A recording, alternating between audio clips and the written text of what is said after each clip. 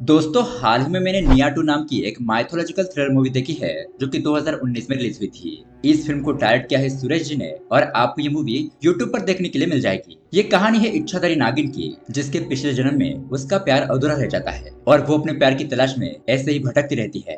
अब क्या वो इस जन्म में अपने प्यार को हासिल कर पाएगी या फिर नियति को कुछ और ही मंजूर है, यही देखेंगे हम आज की थ्रिलर कहानी में। तो दोस्तों अगर आपको हमारे एक्सप्लेनेशन वीडियोस पसंद आते हैं तो वीडियो को लाइक और चैनल को सब्सक्राइब जरूर कीजिए। तो चलिए बिना किसी देरी के शुरू करते हैं आज की कहानी। मूवी के शुरुआत में हमें इतिहास के बारे में बताया जाता है, जहाँ पर हमें भगवान श्री कृष्ण की कहानी दिखाई जाती है। जब श्री कृष्ण को मारने के लिए कालिया नाम का एक बहुत बड़ा सांप आया था, तो भगवान श्री कृष्ण ने उसके ऊपर तांडव करके कालिया को हरा दिया।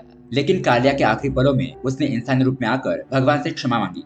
अब भगवान ने उसके ऊपर दया करके कालिया को माफ कर दिया। लेकिन वहां से जाते वक्त कालिया ने एक वर मांगा, मनचाहा रूप बदलने का, और भगवान ने उसे आशीर्वाद दे दिया। इसलिए हमारे दुनिया में बहुत सारे इच्छाधारी नाग आज भी इस धरती पर रहते हैं और यही इच्छाधारी नाग दक्षिण प्रांत के राजनाथ गांव में आज भी निवास करते हैं। दिन के समय में इंसानी रूप में रहने वाले अंधेरा होते ही इच्छाधारी नाग का रूप ले लेते हैं। लेकिन दोस्तों ये उनको एक तरह का श्राप लगा है और इसी श्राप से मुक्ति पाने के लिए इच्छाधारी नाग और नागिन उनके भगवान नागनाथ स्वामी की पूजा करते हैं। 12 साल में एक बार आने वाली चैत्र पूर्णिमा को नागनाथ भगवान सांपों के कपल को एक दिव्य मंगलसूत्र देते हैं और उस मंगलसूत्र के पहनने के बाद नाग और नागिन इस श्राप से आजाद हो जाते हैं। मतलब कि वो हमेशा हमेशा के लिए मनुष्य रूप में आ जाते हैं और उसके बाद वो इस धरती पर अपना जीवन यापन करके मृत्यु को प्राप्त होते हैं। लेकिन दोस्तों अब यहाँ पर हमें बताया जाता है कि किसकी किस्मत में क्या लिखा है ये कोई नहीं जानता और कभी कभी किस्मत इतना खतरनाक खेल खेलती है कि उसके लिए हमें बहुत कुछ सहन करना पड़ता है। अब दोस्तों उसके अगले सीन में हम एक पहाड़ी इलाके को देखते हैं जहाँ से बहुत बड़ा झरना बह रहा था। उसी झरने की गुफा के अंदर हम एक सांप के अंडे को देखते हैं और एक चील उसकी तरफ भी देख रही थी। ये सीन यहीं पर कट होता है और कहानी शिफ्ट होती है 27 साल बाद। अब यहाँ पर हम पार्टी में दिव्या नाम की एक बहुत ही खूबसूरत लड़की को देखते हैं जो कि साड़ी वगैरह पहनकर सर्वेश नाम के एक लड़के को इम्प्रेस करने के लिए आई थी। वो सर्वेश के पास जाकर डांस वगैरह करने लगती है, लेकिन पता नहीं क्यों सर्वेश उससे दूर भागने लगता है। वो उसे डांटते हुए कहता है कि यहाँ से चले जाओ और मुझसे दूर रहो। ऐसा कहकर खुद ही वहां से चला जाता है। अब दोस्तों साड़ी पहनकर सर्वेश को इम्प्रेस करने का आइडिया सर्वेश के दोस्त का ही होता है जिसका नाम है जय। अब यहाँ पर जय का आइडिया फेल हो गया था, इसलिए दिव्या उसे थप्पड़ मारकर चली जाती है। अब उसके अगले सीन में हम सरवना नाम की एक लड़की को देखते हैं। वो एक जगह पर बैठकर एक लड़के की ड्राइंग देख रही थी और वो ड्राइंग सर्वेश जैसे ही दिखाई दे रही थी। यहाँ दूसरी तरफ हम सर्वेश को देखते हैं जो कि अपने ऑफिस जाने के लिए निकलता है, लेकिन तभी वहाँ पर उसकी माँ कर उसे रोकती है। कहती है कि बेटा मैंने तुम्हारे लिए एक बहुत ही अच्छी लड़की ढूंढी है, उसके साथ तुम्हारी कुंडली भी मैच हो रही है, इसीलिए तुम शादी करने के लिए मान जाओ। लेकिन वो कहता है कि पिछली बार जो हुआ था उससे अभी तक मैं संभला नहीं, इसलिए शादी को लेकर मेरे पीछे मत पड़ो। ऐसा कहकर वो अपने ऑफिस चला जाता है। अब उसके बाद हम सर्वेश के दोस्त जय को देखते हैं जो कि दिव्या को लेकर ऑफिस में आता है। दिव्या यहाँ पर सर्वेश के पास आकर बैठती है और उसके दोस्तों को बताती है कि मैं सर्वेश की गर्लफ्रेंड हूँ। अब ये बात सुनकर उसके दोस्त तो बहुत ज्यादा खुश हो जाते हैं कि इतनी सुंदर लड़की हमारे दोस्त को पट गई। लेकिन यहाँ पर सर्वेश दिव्या को डांटने लगता है, कहता है कि बार बार मेरा पीछा करना छोड़ दो, मैं तुम्हारा कोई बॉयफ्रेंड नहीं हूँ और अगर आज के बाद तुम मेरे पीछे पीछे आई तो मैं तुम्हारा मुंह तोड़ दूंगा। ऐसा कहकर वो फिर से वहाँ से चला जाता है। लेकिन दोस्तों दिव्या ने अपने मन में ठान लिया था कि वो किसी भी हालत में उसका प्यार हासिल करके रहेगी, क्योंकि दोस्तों दिव्या उससे सच्चा प्यार करती थी। उसके बाद दिव्या सोशल मीडिया पर वीडियो बनाती है, कहती है कि मैं एक लड़के से प्यार करती हूँ और उसी से शादी करना चाहती हूँ, लेकिन वो लड़का है कि मेरे से शादी करने के लिए मान ही नहीं रहा है। आप ही मुझे बताइए कि मैं उसे मनाने के लिए क्या क्या करूँ। अब जैसा कि हमें पता है सोशल मीडिया पर लोग तो अतरंगी होते हैं। लोग पॉजिटिव कमेंट करने के बजाय नेगेटिव ही कमेंट करने लगते हैं। ज्यादातर लोग तो दिव्या को गालियां देते हैं, कहते हैं कि तुम्हारा कैरेक्टर ही खराब है। कोई कहता है कि ऐसे लड़कों को फंसाकर तुम उन्हें लूट कर चली जाती हो। और अब यहाँ पर जब ये सारी बातें सर्वेश को पता चलती है तो वो दिव्या के पास जाता है, उसे समझाने लगता है कि देखो तुम मेरा पीछा छोड़ दो, तुम मुझे पसंद हो लेकिन मैं तुमसे शादी नहीं कर सकता। और वो क्यों, इसके पीछे की वो कहानी बताने लगता है। दरअसल दोस्तों 1 साल पहले सर्वेश की शादी तय हुई थी, तो जिस लड़की की उससे शादी होने वाली थी वो सर्वेश को मिलने के लिए गाड़ी लेकर अपने घर से निकलती है। लेकिन तभी अचानक रास्ते में उसका एक्सीडेंट हो जाता है और उसकी वहीं पर मौत हो जाती है। उसके बाद सर्वेश के घर वाले उसकी कुंडली एक पंडित जी को दिखाते हैं। कुंडली पढ़ने के बाद पंडित जी को पता चलता है कि सर्वेश की कुंडली में तो काल सर्प दोष है, मतलब कि जो भी लड़की उससे शादी करेगी उसका मरना तय है। सर्वेश की शादी उसी लड़की के साथ होगी जिसकी कुंडली में भी काल सर्प दोष होगा। अब यहाँ पर प्रेजेंट में ये बात सुनने के बाद दिव्या उसे कहती है कि सर्वेश जब से मैंने तुम्हें पहली बार देखा है तब से मैं तुम्हारी हो चुकी हूँ। पहली नजर में मुझे तुमसे प्यार हो गया था और मैंने ठान लिया कि शादी करूंगी तो तुमसे ही। तुम्हारे बिना मैं नहीं जी सकती। और ये कोइंसिडेंस देखो, मेरे भी कुंडली में काल सर्प दोष है। अब ये बात सुनकर सर्वेश तो बहुत ज्यादा खुश हो जाता है और उसकी तो निकल पड़ती है। और ये दोनों यहाँ पर सोचने लगते हैं कि अब वो दोनों सेफली शादी कर सकते हैं। वहीं दूसरी तरफ हम सरवाना को देखते हैं। वो उस लड़के की ड्राइंग दिखाकर सभी लोगों से उसके बारे में पूछने लगती है, क्या आपने इसे कहीं देखा है? तो सभी लोग कहते हैं कि हमें नहीं पता। उसे ढूंढते हुए वो दो लड़कों के पास आती है। फोटो देखने के बाद वो दो लड़के कहते हैं कि हाँ, हम इसे जानते हैं। ये बात सुनकर वो बहुत ज्यादा खुश हो जाती है और वो दोनों लड़के उसे कंस्ट्रक्शन वाली बिल्डिंग के पास लेकर जाते हैं। कहते हैं कि तुम जिस विक्रम को ढूंढ रही हो वो यहाँ ऊपर है। अब सरवाना तो इतनी खुश हो जाती है कि उसे किसी बात का ठिकाना नहीं रहता। वो दौड़ी दौड़ी ऊपर जाती है विक्रम को देखने के लिए, लेकिन दोस्तों वहाँ पर कोई नहीं था। दरअसल दोस्तों इन लड़कों ने सरवाना से झूठ बोलकर उसे यहाँ पर लेकर आए थे। उन लड़कों के साथ यहाँ पर दो चार लड़के और होते हैं और इन लड़कों के इरादे कुछ सही नहीं लग रहे थे। और उसके बाद तुरंत ही वो सरवाना के साथ जबरदस्ती करने की कोशिश करते हैं। सरवाना उन लोगों से अपनी जान बचाकर भागने लगती है, लेकिन ये लोग बहुत ज्यादा होते हैं इसलिए उसे पकड़ते हैं, परेशान करने लगते हैं। लेकिन दोस्तों तभी अचानक एक लड़का मार खाते हुए जोर से दीवार से जाकर टकरा जाता है। तभी यहाँ पर हम देखते हैं कि सरवाना और कोई नहीं है बल्कि एक इच्छाधारी नागिन है। अब उसका ऐसा रूप देखकर इन सभी लड़कों की तो फटकर चार हो जाती है और ये अपनी जान बचाकर वहाँ से भागने की कोशिश करते हैं। लेकिन अब सरवाना इन लोगों को कहाँ छोड़ने वाली थी। वो एक एक करके उन सभी लोगों को जान से मार डालती है। अब उसके अगले सीन में हम सरवाना को जंगल में एक साधु बाबा के साथ बैठा हुआ देखते हैं। बाबा कहते हैं कि तुम रात में भी नागिन बन जाती हो और गुस्सा होने पर भी तुम्हें अपने गुस्से पर काबू पाना होगा। तो यहाँ पर सरवाना कहती है कि बाबा जी मैं मेरे विक्रम से कब मिलूंगी? बाबा जी कहते हैं कि सभी कार्यों का अपना अपना समय होता है, समय आने से पहले कोई कार्य घटित नहीं होता। तुम्हारा प्रेमी तुम्हें जल्दी मिलेगा। लेकिन सरवाना यहाँ पर बहुत ज्यादा रिक्वेस्ट करने लगती है कि गुरुजी मुझ पर दया कीजिए और विक्रम कहाँ पर है ये मुझे बताइए। तो यहाँ पर बाबा जी अपने दिव्य दृष्टि से देखते हैं कि सर्वेश दिव्या के साथ बैठकर शादी कर रहा होता है। अब ये नजारा देखने के बाद बाबा जी सरवना को ज्यादा कुछ नहीं बताते। तो यहाँ पर सरवना गुस्सा करने लगती है, कहती है कि अगर आपको मुझे नहीं बताना तो कोई बात नहीं, वो दुनिया के किसी भी कोने में हो मैं उसे ढूंढ कर ही रहूंगी। यहाँ इस तरफ बड़े ही खुशी के साथ सर्वेश और दिव्या की शादी पूरी होती है। अब आज रात उनकी सुहागरात थी। ये दोनों एक दूसरे के साथ रोमांस करने लगते हैं, लेकिन तभी अचानक वहाँ पर एक बहुत बड़ा सांप आ जाता है। वो दिव्या को डसने वाला था, लेकिन तभी हम देखते हैं कि दिव्या नींद से जाग जाती है। वो घबराते हुए सांप सांप कहकर चिल्लाने लगती है। अब सर्वेश और उसके घर वाले तुरंत ही वहाँ पर आ जाते हैं, लेकिन वहाँ पर तो कोई भी सांप नहीं था। सर्वेश अपने घर वालों से कहता है कि आप लोग जाइए, मैं इसे संभालता हूँ। और फिर वो दिव्या को कहता है कि आज हमारे सुहागरात के दिन तुम ये कैसी बातें बोल रही हो, यहाँ पर कोई भी सांप वगैरह नहीं है, तुम डरो मत। अब दोस्तों यहाँ पर दिव्या उसे एक बहुत ही शॉकिंग बात बताती है। कहती है कि सर्वेश मैंने तुमसे शादी करने के लिए झूठ बोला, मेरे कुंडली में कोई भी कारसल दोष नहीं है। मैंने तुम्हारे कुंडली से मैच होने वाली अपनी कुंडली बनाई ताकि तुमसे शादी कर सकूं। लेकिन तुम चिंता मत करो, जो कुछ भी बुरा होगा वो मेरे साथ होगा, लेकिन मैं जितने भी समय में जीऊंगी मैं तुम्हारे साथ जीना चाहती हूँ। अब दोस्तों यहाँ पर ये सारी बातें सुनने के बाद सर्वेश तो बहुत ज्यादा टेंशन में आ जाता है, क्योंकि वो भी दिव्या से बहुत ज्यादा प्यार करता था और वो उसे खोना नहीं चाहता। अब उसके तुरंत बाद ये सभी लोग पंडित जी के पास मिलने के लिए जाते हैं। पहले तो पंडित जी उन्हें डांटता है, लेकिन फिर कहता है कि अगर समस्या है तो समाधान भी है। यहाँ से 50 किलोमीटर दूर श्रीधर नगर नाम का एक एरिया है, वहाँ पर मेरे पहचान के आनंद नाम के एक स्वामी जी रहते हैं। उनके पास भी अच्छी खासी सिद्धियां है। तुम लोग उनके पास जाओ और मेरा नाम बताओ, वो तुम्हारी एक ऐसी पूजा करेंगे जिससे कि काल सर्प दोष हमेशा के लिए खत्म हो जाएगा। लेकिन हाँ, तब तक तुम दोनों को एक दूसरे के करीब नहीं आना है। अब यहाँ दूसरी तरफ सरवना फिर से बाबा जी के पास आती है और माफी मांगती है। कहती है कि मैंने गुस्सा किया इसलिए मुझे माफ कीजिए, मुझसे भूल हो गई, लेकिन दया कीजिए विक्रम कहाँ पर है ये मुझे बताइए, मैं उसके बिना नहीं जी सकती, मैं उसका इतने सालों से इंतजार कर रही हूँ, ऐसे जंगलों में दर बदर भटक रही हूँ। तो यहाँ पर बाबा जी फिर से अपने दिव्य दृष्टि से देखते हैं तो सर्वेश दिव्या के साथ इधर ही आ रहा होता है। यही बात बाबा जी सरवना को बताते हैं, लेकिन कहते हैं कि तुम्हारे विक्रम की शादी हो चुकी है, उसकी पत्नी भी उसके साथ है। मुझे लगता है कि अब तुम्हें विक्रम को भूल जाना चाहिए, क्योंकि इस सांप योनि के साथ तुम उसे पा नहीं सकती। इस जन्म में उसका नाम सर्वेश है और वो अपनी पत्नी दिव्या के साथ खुशहाल जिंदगी बिता रहा है। मुझे लगता है कि तुम्हें सब कुछ भुलाकर जिंदगी में आगे बढ़ना चाहिए, तुम साधना करो और मुक्ति को प्राप्त हो जाओ। लेकिन बाबा जी की ये सारी बातें सुनकर सरवना को बहुत ज्यादा गुस्सा आ जाता है। वो बाबा जी को बहुत ही बुरी तरीके से जकड़ लेती है और एक पत्थर पर पटक कर उसे मार देती है। कहती है कि विक्रम मेरे अलावा किसी का नहीं हो सकता। और तभी उसे रास्ते से वो दोनों गाड़ी से जाते हुए दिखाई देते हैं, इसलिए सरवना उनका पीछा करती है। और यहाँ पर सर्वेश और दिव्या को एक साथ देखकर सरवना को बहुत ज्यादा गुस्सा आ रहा था। अब यहाँ पर ये दोनों उस एरिया के होटल में रुकने के लिए आते हैं। तब तक रात हो जाती है और सरवना सांप बन जाती है। उसके अगले दिन हम देखते हैं सरवना उनके रूम के पास जाती है और उसे लगता है कि अगर मैं विक्रम को बाहर बुलाऊंगी और वो मुझे देखेगा तो तुरंत ही पहचान लेगा, मुझे गले लगा लेगा और हम दोनों साथ में प्यार से रहेंगे। लेकिन दोस्तों ऐसा कुछ भी नहीं होता। सर्वेश जब रूम के बाहर आता है तो सरवना उसे कहती है कि विक्रम, तो सर्वेश कहता है मैं विक्रम को नहीं जानता, वो यहाँ पर नहीं है, आप रिसेप्शन के पास पूछिए, और वो दरवाजा बंद कर देता है। ये देखकर सरवना का तो दिल ही टूट जाता है। अब उसके अगले सीन में हम देखते हैं दिव्या और सर्वेश आनंद स्वामी जी से मिलने के लिए जाते हैं। स्वामी जी उन लोगों को बताता है कि आने वाले शुक्रवार को पूर्णिमा का एक बहुत बड़ा योग बन रहा है, यह अनुष्ठान हम उसी दिन करेंगे, तो तुम्हारा दोष पूरी तरीके से समाप्त हो जाएगा, तो तुम लोग उस दिन आना। यहाँ इस तरफ सरवना होटल रूम के अंदर आती है और सर्वेश के कपड़ों को छूकर उसे याद करने लगती है। इतने में ही उस कमरे में सर्वेश आ जाता है, इसलिए वो वहाँ पर छुप जाती है। थोड़ी देर के बाद दिव्या वहाँ पर आती है और वो दोनों रोमांस करने लगते हैं। लेकिन अब ये देखकर सरवना को बहुत ज्यादा गुस्सा आता है, इसलिए वो सांप का रूप लेकर बाहर आती है और जब ये दोनों उसे देखते हैं तो बहुत ज्यादा घबरा जाते हैं। लेकिन सरवना उन दोनों को कुछ नहीं करती, वहाँ से चली जाती है।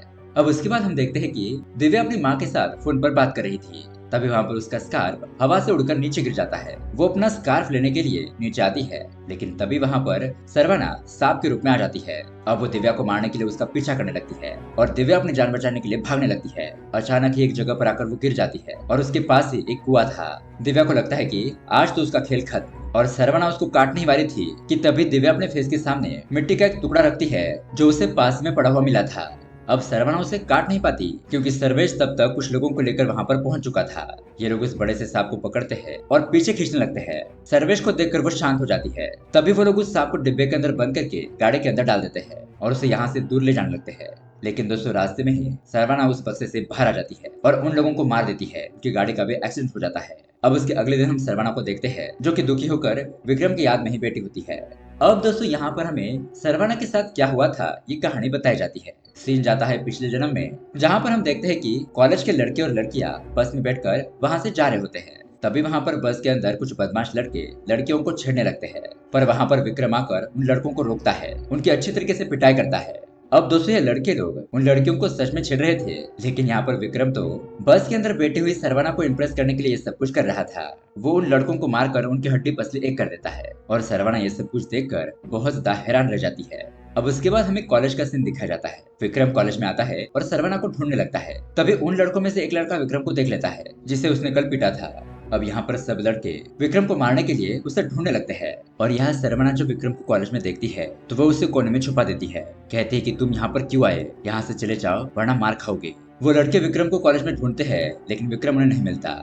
सरवना और विक्रम भागते भागते एक जगह पर छुप जाते हैं। विक्रम सरवना से कहता है कि मैं तुमसे प्यार करता हूँ। सरवना उसे कहती है कि तुम मेरे बारे में कुछ नहीं जानते, अगर अपनी जान प्यारी है तो मेरा पीछा छोड़ दो। लेकिन अब इसके बावजूद भी विक्रम सरवना के पीछे पड़ जाता है। वो उसके घर जाता है, उसे पटाने की कोशिश करता है और अब ऐसे धीरे धीरे सरवना को भी विक्रम से प्यार हो जाता है। वो विक्रम से कहती है कि अगर तुम्हें कुछ हो गया तो मेरा क्या होगा, लेकिन मेरे पिताजी शादी के लिए नहीं मानेंगे, वो गुंडे भेजकर तुम्हें मार डालेंगे। विक्रम कहता है कि ऐसा कुछ नहीं होगा, तुम चिंता मत करो, मैं तुम्हारा अच्छे तरीके से ख्याल रखूंगा। लेकिन उसके अगले ही दिन रास्ते पर कुछ लोग आकर विक्रम के ऊपर हमला कर देते हैं, लेकिन उल्टा विक्रम उन लोगों को बहुत ही अच्छे तरीके से सबक सिखाता है। उनके साथ जबरदस्त फाइटिंग होती है और वो गुंडे वहां से भाग जाते हैं। यहाँ पर हम देखते हैं कि सरवना के पिताजी एक बहुत बड़े जमींदार और गाँव के सरपंच थे। उन्हें सरवना का विक्रम के साथ शादी करना ये बात बिल्कुल भी मंजूर नहीं थी। इसके लिए वो साफ साफ मना कर देते हैं, लेकिन सरवना हाथ पैर जोड़ने लगती है कि मुझे उसके साथ जाने दीजिए। तभी वहाँ पर विक्रम आता है, लेकिन वहाँ पर मौजूद गुंडे उसे मारने पीटने के लिए आगे आते हैं। लेकिन विक्रम भी कम नहीं था, वो सरवना के घर वालों के सामने ही उन गुंडों को मार पीट देता है और उसके पिताजी के सामने ही सरवना का हाथ पकड़कर वो दोनों वहाँ से भागने लगते हैं। अब ये लोग सरवना के घर से कार लेकर जंगल की तरफ भाग जाते हैं। अब उसके बाद हम यहाँ पर एक मंदिर के पास कपल को देखते हैं और ये दोनों नाग और नागिन होते हैं जिनका नाम होता है देवी और सूर्या। दरअसल दोस्तों इन दोनों ने 12 साल से भगवान नागनाथ की पूजा करके उन्हें बहुत ज्यादा प्रसन्न कर लिया था। उसके बाद ये लोग जहाँ पर सांप रहते हैं उस जगह पर जाते हैं और वहाँ पर एक मंगलसूत्र प्रकट होता है जिसे हासिल करके पहनने पर ये दोनों सांप योनि से मुक्त होकर हमेशा हमेशा के लिए इंसान बन जाएंगे। लेकिन उस मंगलसूत्र को हासिल करना कोई आम बात नहीं थी, उसकी रक्षा के लिए वहाँ पर बहुत सारे सांप मौजूद थे। लेकिन ये दोनों अपनी शक्ति और बुद्धि से कैसे भी करके उस मंगलसूत्र को हासिल कर ही लेते हैं। उसके बाद वो दोनों तुरंत ही नागनाथ भगवान के मंदिर में जाते हैं। वहाँ पर उनसे प्रार्थना करते हैं और मंगलसूत्र उनके हाथ पर रख देते हैं। उसके बाद वो दोनों अपने घर पर शादी के नए कपड़े पहनने के लिए जाते हैं। लेकिन दोस्तों इतने में ही उस रास्ते पर विक्रम और सरवना गुजर रहे थे। विक्रम उस मंदिर में भगवान के हाथ में मंगलसूत्र देखता है तो वो वहीं पर गाड़ी रुकाकर सरवना को वहाँ पर ले जाता है और मूर्ति से मंगलसूत्र उठाकर सरवना के गले में बांध देता है। अब यहाँ पर इन दोनों ने बहुत बड़ा अनर्थ कर लिया था। तभी उन दोनों को वो नाग और नागिन ऐसा करते हुए देख लेते हैं। यहाँ पर विक्रम सरवना के साथ गाड़ी से जाने लगता है, लेकिन तभी वहाँ पर दौड़ते हुए सूर्या आता है और उनकी गाड़ी को रोकता है। सूर्या तुरंत ही सरवना के गले से वो मंगलसूत्र निकालने की कोशिश करता है। अब यहाँ पर किसी को भी कुछ समझ नहीं आ रहा था। विक्रम को लगता है कि सूर्या सरवना के साथ कुछ गलत काम करने की कोशिश कर रहा है, इसलिए वो उसे रोकने के लिए जाता है। उन दोनों में बहुत ही जबरदस्त फाइटिंग होती है, लेकिन सूर्या एक नाग होने की वजह से उसकी ताकत ज्यादा थी। वो विक्रम के ऊपर भारी पड़ने लगता है। अब यहाँ पर वो विक्रम को मारने ही वाला था कि तभी सरवना पीछे से आकर एक लकड़ी से सूर्या के सर पर जोरदार वार करती है। इससे कि सूर्या का सर पत्थर से टकरा जाता है और सूर्या की ऑन द स्पॉट मौत हो जाती है। अब सरवना ने यह सब कुछ अपने पति विक्रम को बचाने के लिए किया था, लेकिन इसमें वो नाग मारा जाता है। तभी वहाँ पर दौड़ते हुए उस नाग की पत्नी देवी आती है और अपने पति को मरा हुआ देखकर फुट फुट कर रोने लगती है। फिर वो गुस्से में आकर विक्रम को डस देती है और उसे मार देती है। उसके बाद वो सरवना का गला पकड़ती है और उसे श्राप देती है कि जिस तरह से तुमने मेरे पति को मार डाला, तुम्हें भी तुम्हारा पति किसी भी जन्म में नहीं मिलेगा। तुम उसे पाने के लिए तड़पती रहोगी। ऐसा कहकर नाग रानी भी अपनी जान दे देती है। अब दोस्तों उस मंगलसूत्र को पहनने की वजह से सरवना भी नागिन बन चुकी थी और विक्रम को देखते देखते उसकी भी मौत हो जाती है। अब विक्रम और सरवना की आत्मा, उन दोनों के प्राण किसी दूसरे शरीर में चले जाते हैं, मतलब कि उनका पुनर्जन्म होता है। अब सरवना तो एक अंडे से ही सांप के रूप में ही बाहर निकलती है और उसे अपने पिछले जन्म के बारे में सब कुछ याद था। लेकिन यहाँ पर विक्रम एक साधारण मनुष्य की तरह जन्म लेता है। उसे अपने पास्ट लाइफ के बारे में कुछ भी नहीं पता था। उसी तरह से अब यहाँ पर कहानी प्रेजेंट में आती है। यहाँ पर सरवना को अपने गुरुजी की बात याद आती है। उन्होंने उससे कहा था अगर विक्रम उसे पहचानने से इनकार कर दे तो तुम्हें उससे पिछले जन्म की बातें याद दिलानी होगी। अगर तुम उससे पिछले जन्म में जिस जिस जगह पर बहुत बड़ी घटना हुई थी वहाँ पर ले जाकर उसके बारे में याद दिलाने की कोशिश करोगी तो तब शायद विक्रम को कुछ याद आ सकता है। तो सरवना सोचती है कि वो विक्रम को उसका पिछला जन्म याद जरूर दिलाएगी। अब यहाँ पर हम सर्वेश को देखते हैं जो दिव्या से कहता है कि चलो हम थोड़ा बाहर घूम कर आते हैं। लेकिन दिव्या की तबीयत ठीक नहीं थी, इसलिए वो अकेला ही घूमने के लिए जाता है। गाड़ी में बैठकर उसी मंदिर के पास आता है जहाँ पर उस नाग देवता की मूर्ति थी। अब वहाँ पर सरवनी आती है और उसे कहती है कि आपको ये जगह याद नहीं आ रही है। सर्वेश कहता है कि हाँ, मुझे जगह जानी पहचान जैसी लग रही है। सरवना कहती है कि मैं पुनर्जन्म के बारे में रिसर्च कर रही। आपकी और आपकी प्रेमिका की इसी जगह पर शादी हुई थी। आप थोड़ा याद करने की कोशिश कीजिए। इस जगह पर बहुत बड़ी घटना हुई थी। लेकिन बहुत ज्यादा याद करने पर भी सर्वेश को कुछ भी याद नहीं आता। यहाँ दूसरी तरफ हम होटल में दिव्या को देखते हैं। वो अपने पति सर्वेश को इधर उधर ढूंढने लगती है। पूरे होटल में ढूंढने के बाद भी वो उसे कहीं पर भी दिखाई नहीं देता। वो जंगल के आसपास देखती है, लेकिन सर्वेश उसे नहीं मिलता, इसलिए वो बाबा जी के पास जाती है। अब बाबा जी उसे बताते हैं कि वो नागिन सर्वेश को अपने साथ ले गई है। अगर उस नागिन ने तुम्हारे पति को उसका पिछला जन्म याद दिला दिया तो तुम्हारा पति तुम्हें भूल जाएगा। अगर उनका मिलन हो गया तो बहुत बड़ी दिक्कत हो जाएगी। सर्वेश तुम्हें कभी नहीं मिलेगा। तो दिव्या यहाँ पर कहती है कि प्लीज बाबा जी मेरी मदद कीजिए, उस नागिन को रोकने का कोई तो रास्ता होगा। बाबा जी कहते हैं कि वो घड़ा देख रही हो, उसके अंदर बहुत सारा पुराना विष भरा है। एक सच्ची पतिव्रता महिला ही उसे ग्रहण कर सकती है। उसके बाद उसके शरीर में बहुत सारी शक्ति आ जाएगी, जिससे कि वो किसी के साथ भी लड़ने के काबिल हो जाएगी। लेकिन अगर विष ने अपना उल्टा असर दिखाया तो उस महिला की जान भी जा सकती है। लेकिन दिव्या अपने सर्वेश को बचाने के लिए तुरंत ही उस मटके का जहर पी लेती है। लेकिन हम देखते हैं कि उसे कुछ नहीं होता, उल्टा उसकी शक्तियां बढ़ जाती है। अब उस विष का असर कम करने के लिए और दिव्या को और ज्यादा ताकत मिलने के लिए बाबा जी उसके हाथ में एक ताबीज बांधते हैं। कहते हैं कि ताबीज तुम्हारी रक्षा करेगा। अब तुम तुरंत यहाँ से झरने के किनारे जाओ, वहाँ पर वो तुम्हें दोनों ही मिल जाएंगे। यहाँ इस तरफ हम सरवना को देखते हैं जो सर्वेश को उस जगह पर ले जाती है जहाँ पर उन लोगों की मौत हुई थी। यहाँ पर वो सारी घटना बताती है, लेकिन फिर भी सर्वेश को कुछ याद नहीं आता। वो उसे कहता है कि तुम मुझे कुछ भी बातें बोल रही हो, अब मुझे यहाँ से जाना होगा। ऐसा कहकर वो वहाँ से जाने लगता है। चलते चलते ये लोग वाटरफॉल के पास आ जाते हैं। सरवना उसे रोकती है, कहती है कि तुम्हें कुछ भी बातें याद कैसे नहीं आ रही, मुझे पहचानो, मैं ही तुम्हारी प्रेमिका हूँ। तुम मुझे भगा कर ले गए थे, मेरे पिताजी और गुंडों से लड़ाई की थी, हमेशा मेरा साथ निभाने का वादा किया था। हमने इसी मंदिर में शादी की थी, लेकिन उस नाग और नागिन की वजह से हमारी मौत हो गई। लेकिन फिर भी सर्वेश कहता है कि मुझे कुछ भी याद नहीं आ रहा। ऐसा कहकर उसे छोड़कर वो वहाँ से जाने लगता है। लेकिन इसी हाथापाई में सरवना का पैर फिसल जाता है और वह उस बहुत बड़े झरने से नीचे गिर जाती है। अब सर्वेश भी ये देखकर बहुत ज्यादा टेंशन में आ जाता है। इसी के साथ उसका फोन भी पानी में गिर गया था। अब इतने ऊपर से गिरने की वजह से सर्वना को चोट लग जाती है। वो बेहोश होकर तैरते हुए जाने लगती है, लेकिन तुरंत ही सर्वेश नीचे आता है और उसकी जान बचा लेता है। वो सर्वना के पेट से पानी निकालता है, लेकिन फिर भी वो उठ नहीं रही थी। इसलिए उसे बचाने के लिए सर्वेश उसे अपने मुंह से सांसें देने लगता है। लेकिन जैसे ही वो उसे किस करता है, उसे अपना पिछला जन्म याद आ जाता है कि वो सर्वेश नहीं बल्कि विक्रम है। वो तुरंत ही उसे गले लगा लेता है। तब तक सर्वना को भी होश आ गया था और विक्रम ने उसे पहचान लिया है। ये बात देखकर वो बहुत ज्यादा खुश हो जाती है। लेकिन दोस्तों इतने में ही वहाँ पर दिव्या आ जाती है। सर्वना को ढकेल कर सर्वेश से कहती है कि ये तुम क्या कर रहे हो, तुम विक्रम नहीं मेरे सर्वेश हो। लेकिन अब विक्रम कहता है कि मैं तुम्हें नहीं जानता, तुम चले जाओ यहाँ से। सर्वना उसे कहती है कि अब वो तुम्हारा सर्वेश नहीं है बल्कि मेरा विक्रम है। और अब दिव्या और सर्वना के बीच में बहुत ही जबरदस्त फाइटिंग शुरू हो जाती है। इसी हाथापाई में दिव्या का हाथ को वो लॉकेट उड़कर पेड़ की डाल में लटक जाता है। वहां से नीचे गिरकर वहां से पत्थर पर गिरने की वजह से उसके अंदर कुछ सिंदूर होता है। वो सिंदूर निकल कर विक्रम के चेहरे पर लग जाता है, जिससे कि अब उसे फिर से वो सर्वेश है ये बात याद आ जाती है। जैसे ये बात सर्वना देखती है वो फिर से टेंशन में आ जाती है। वो अब शांति से सर्वेश के पास जाती है और कहती है कि पिछले जन्म में नाग और नागिन की श्राप की वजह से हम दोनों बिछड़ गए थे, हमारा मिलन नहीं हो पाया था। मैं अपना घर बार छोड़कर अपने पिताजी को छोड़कर तुम्हारे साथ भाग गई थी क्योंकि मैं तुमसे बहुत ज्यादा प्यार करती थी। प्लीज विक्रम मुझे याद करो और मुझे एक्सेप्ट कर लो। लेकिन सर्वेश कहता है कि मुझे तुम्हारी बातों पर विश्वास नहीं है। ऐसा कहकर वो उसे धकेल देता है। लेकिन अब सर्वना को बहुत ज्यादा गुस्सा आ जाता है और वो उन दोनों के सामने नागिन के रूप में आ जाती है। उसके बाद वो दिव्या को मारने के लिए उसके ऊपर हमला कर देती है और सर्वेश यहाँ पर नागिन को देखकर उसे तो पिछले जन्म के बारे में यकीन हो जाता है। अब सर्वेश और दिव्या अपनी जान बचाकर वहां से भागने लगते हैं, लेकिन सर्वना भी उनका पीछा करती है। अब रास्ते में दूसरा एक बहुत बड़ा सांप आकर सर्वना को रोक देता है। उन दोनों सांपों में बहुत ही घमासान लड़ाई होती है। यहाँ सर्वेश और दिव्या भागते भागते एक जगह पर आकर रुकते हैं, क्योंकि अब दिव्या को आगे चला नहीं जा रहा था और उसका ताबीज टूटने की वजह से उसके शरीर के अंदर जो जहर था उसकी वजह से वो अनकॉन्शियस हो जाती है। यहाँ सर्वना उस बड़े से सांप को चकमा देकर तुरंत ही सर्वेश और दिव्या के पास पहुंचती है। अब यहाँ पर सर्वेश उस सांप को देखकर उसके सामने हाथ जोड़ता है, कहता है कि तुम्हें सांप के रूप में देखकर मुझे पिछले जन्म के बारे में यकीन हो गया है, लेकिन इस जन्म में दिव्या मेरे लिए जान भी देने के लिए तैयार है, मैं उसे छोड़ नहीं सकता। अगर तुम्हें दिव्या को मारना है तो सबसे पहले मुझे मारना होगा। ये बात सुनते ही सर्वना उन दोनों के ऊपर हमला कर देती है। लेकिन दोस्तों हम यहाँ पर देखते हैं कि सर्वना दिव्या का सारा वेश खींच लेती है, जिससे कि दिव्या की तो जान बच जाती है। लेकिन अब यहाँ पर सर्वना की जान जाने वाली थी। मरते मरते वो अपने विक्रम से कहती है कि विक्रम मैं तुमसे बहुत ज्यादा प्यार करती हूँ और हर जन्म में करती रहूंगी, देख लेना मैं अगले जन्म में तुम्हें पाकर ही रहूंगी। ऐसा कहकर सर्वना की वहीं पर मौत हो जाती है। और दोस्तों ये कहानी यहीं पर एंड हो जाती है। तो ये कहानी आपको कैसी लगी हमें कमेंट करके जरूर बताइएगा। साथ ही ऐसे ही अमेजिंग मूवी देखने के लिए हमारे चैनल को सब्सक्राइब जरूर कीजिए। मिलते हैं अगली वीडियो में। Thanks for watching.